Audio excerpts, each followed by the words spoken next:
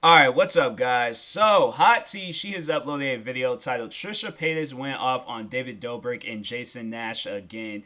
Yeah, it don't surprise me. It don't surprise me at all. But it's funny how this video got uploaded today. And earlier today for my commentary channel, I recorded a video talking on when Trisha tried to scam Ray out of $500. For those that don't know that situation, but yeah, that was actually the reason why me and Ray became friends and stuff because of that. So yeah, be careful because Trisha, she out here scamming folks. But now let's go ahead and get into this video. If you guys haven't, make sure you go subscribe to my good friend Ray Rahimi. Well, this is her main channel, Hot Tea, then her personal channel, Ray Rahimi, and then her business channel, Build Your Pocket. Go subscribe to him, show them love, do what you can, and also subscribe to my channel because it is helpful. But anyways, let's get into this video.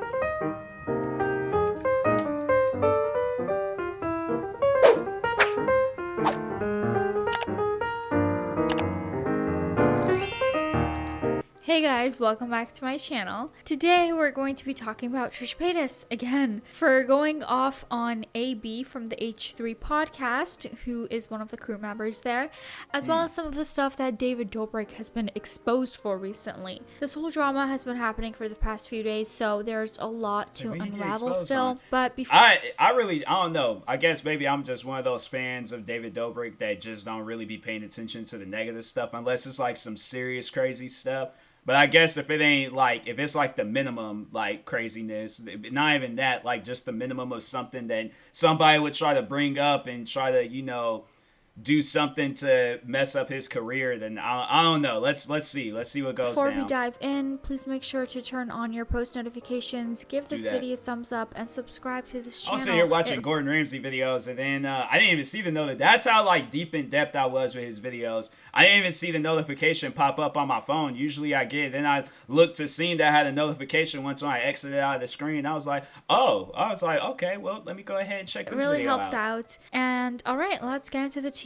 Recently, David Dobrik and the Vlog Squad have been exposed for past behavior in vlogs, and ex-members have come out to speak their truth. On the H3 podcast, an episode was posted titled David Dobrik Debate, where they talked about David Dobrik's actions and basically had a discussion, and one of the H3 team members, who's called AB, was there to provide the counter arguments or give another perspective that sides towards David, since AB has been a fan of David and the Vlog Squad for a while now. And this topic kind of came up since in a recent episode of Frenemies, Trisha spoke about her ex Jason Nash and David, talking about her past and issues that she had with them. And also in that Frenemies episode, they looked into David's problematic behavior as well. It's only fair that David has somebody on the crew that supports him. Ethan starts off asking AB about his thoughts on David Dobrik. Then AB basically says that he is a fan of David but hasn't kept up with him in the past couple of years. He also said that he thinks they're going a bit harsh on him, although AB also claims that Trisha's feelings are valid, but there could be a different perspective or side to the story. AB then compares what David does to a sitcom with funny parts that are overly exaggerated for entertainment value.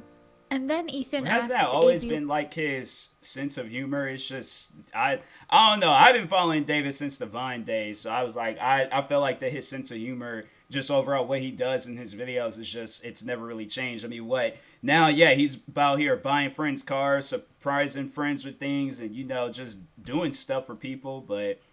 Anyways, what he thinks about Big Nick's story, since they just had him on the podcast as well, talking about his experience with the Vlog Squad. AB said that he feels bad for him, but also adds on that Nick went along with those kinds of jokes, as well as Nick making dwarf jokes as well, which made David feel kind of like it's okay to make them since Nick has made those as well. Then Ela made some really good... that was always, his thing, because so a lot of the Vine or people from David Dobrik's vlogs, like Alex, David, Jason, Brandon, Nick, it was like a lot of those guys, I did discover them on Vine, and that was literally like Nick's whole thing and stuff. Like, yeah, he might have like some other stuff, but the things that he mainly did, like that was like one of the skits that he would always do on Vine, was that somebody will toss him like a freaking golf ball, and all of a sudden then it's this like big giant ball and things. So I'm like, bro is constantly like talking on it, on his like, you know, him being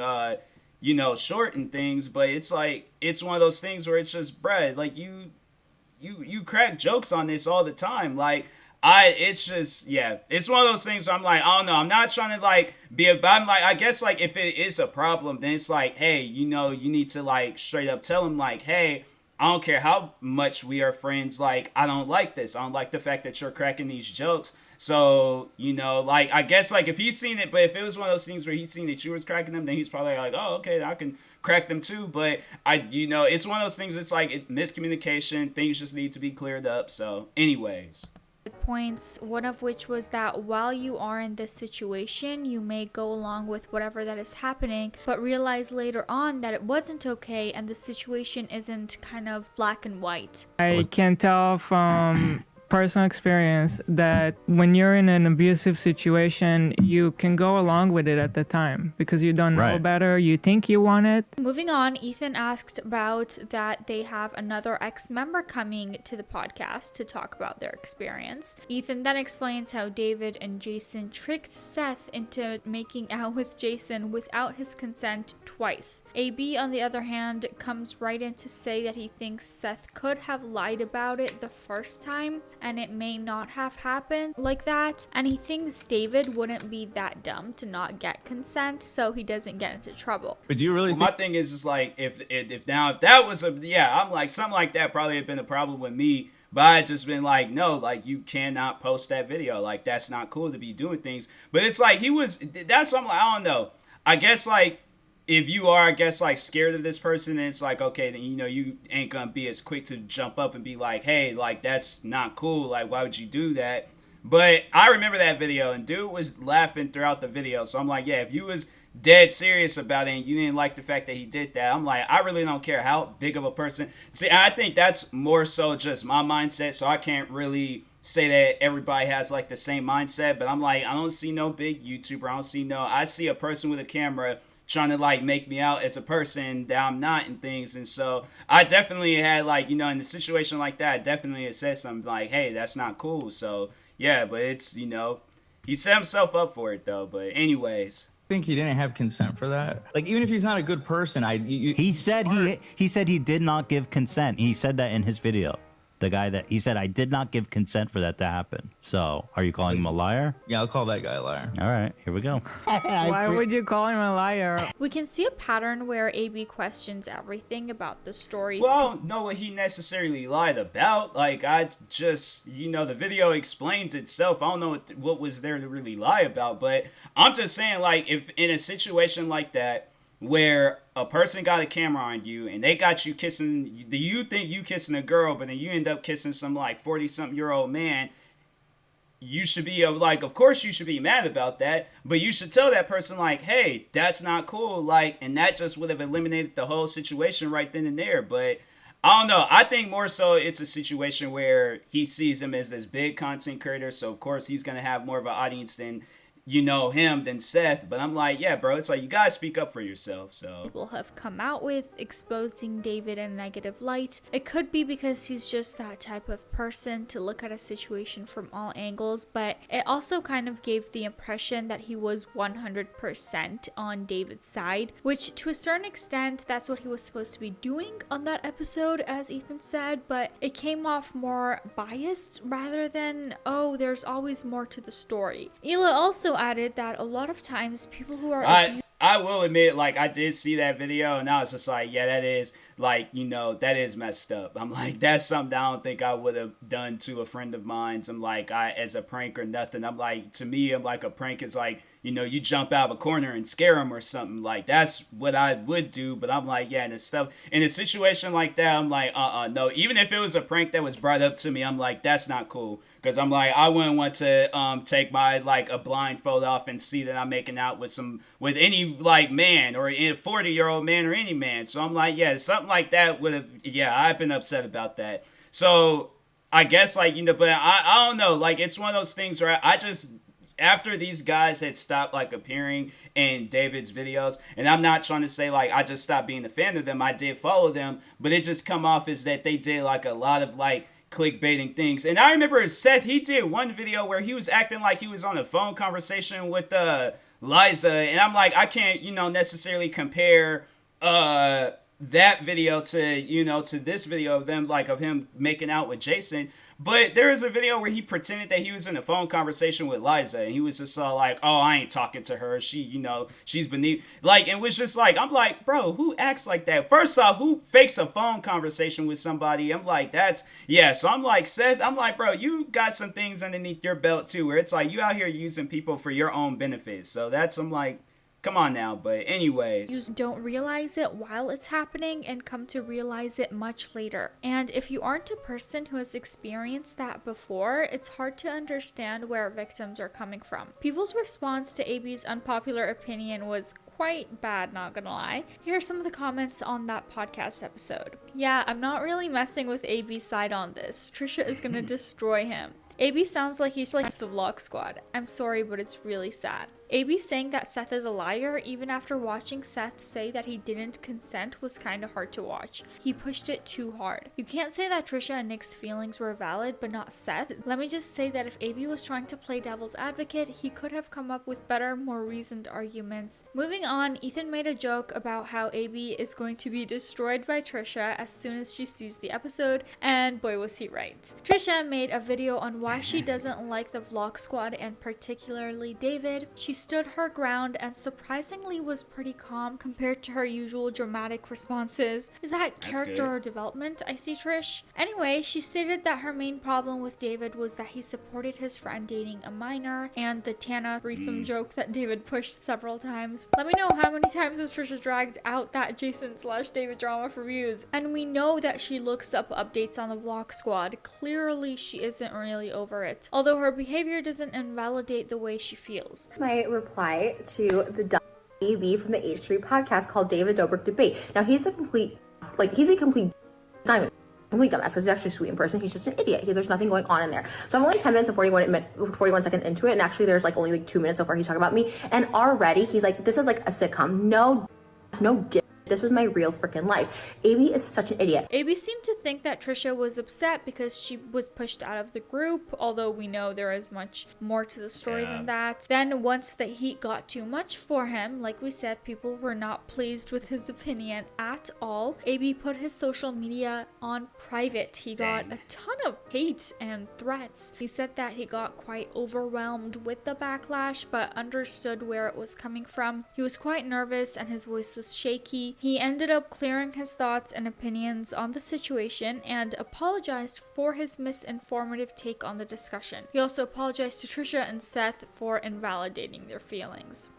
Yeah, I think that's, I don't know, like, if I know that this person is a fan of David Dobrik, and I'm not necessarily blaming Ethan or whoever was behind getting him to be a part of like the show and things to overall defend Vlog Squad and stuff. But yeah, it's like if I know a person is a fan, I'm like, no, I want to get, my thing is like getting a complete stranger on the situation where they're not following, they're not friends or, fans or any of that stuff. Like it's a complete stranger to the situation. Like, how do you feel about this? How would you feel about that? Like, yes, even though I'm a fan of like David Dobrik, Jason Nash, Vlog Squad and all of that stuff, if a member does come out and say like, hey, these guys said this, these guys did that, and that's same with both Nick and Seth in their situations. Like, yeah, if the jokes was really like getting to you, I would have just, you left, so it's like, it's you good now, like you gone, you free, you ain't got to deal with this guy anymore.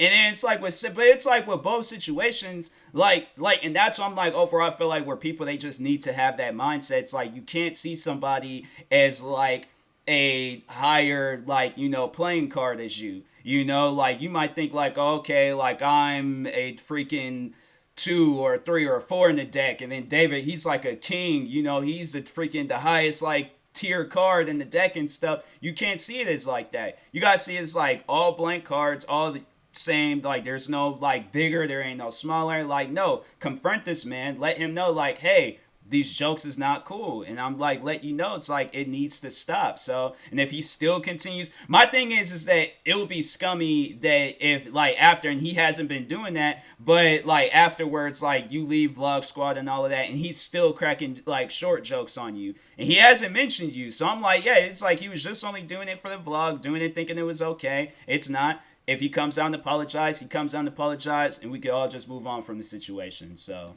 threats. I know I saw your Instagram went private. Yeah, I did.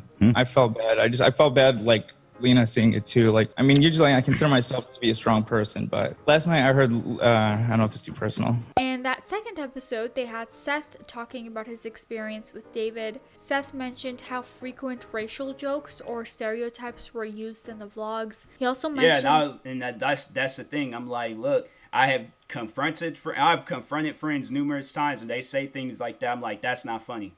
I'm like, and I don't care how awkward this situation gets. I'm like, that's not funny. Crack another joke. I'm like, but any jokes about black people, and that's why a lot of my friends, they around me, they don't crack no black jokes. And it's friends that I talk to on the regular. But there's times I've had to confront friends on social media, face to face, and let them know, like, hey, that stuff ain't cool with me. So I'm like, I don't care who you are, I don't care what you do, that stuff ain't cool with me. So it's one of those things where it's like, you can't be scared to confront a person. You have to let a person know. And it's like, you ain't gotta be wild, you ain't gotta be aggressive, you ain't gotta have like some violent altercation and things. Like, no, you can either friendly, like do it in a friendly way. It's just like, hey bro, look, like I understand what you're doing, I understand this is your thing, but it ain't funny to me, and it's like, and if you have to leave, or if he tells you to leave, or if you like don't, it's like, how he is as a person behind doors or off camera, that. So it's like, you can live your life, not focus on him, because I remember I read about Seth's story,